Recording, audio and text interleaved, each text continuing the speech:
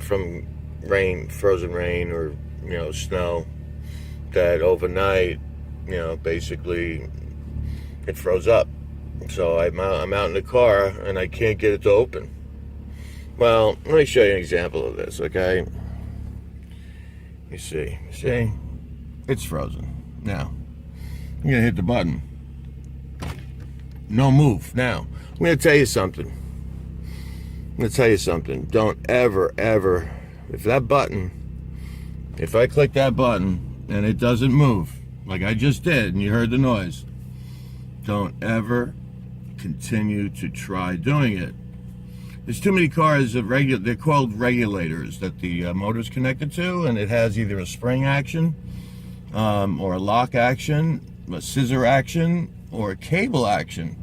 So there's a lot of movement, there's a lot of action. Different companies make different ways the door glass goes up and down.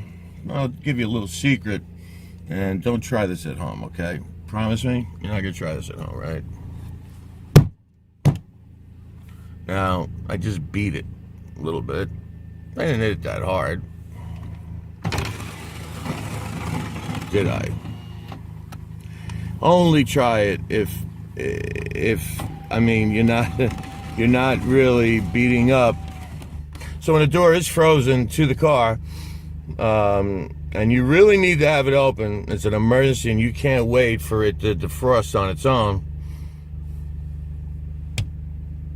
just hit it dead center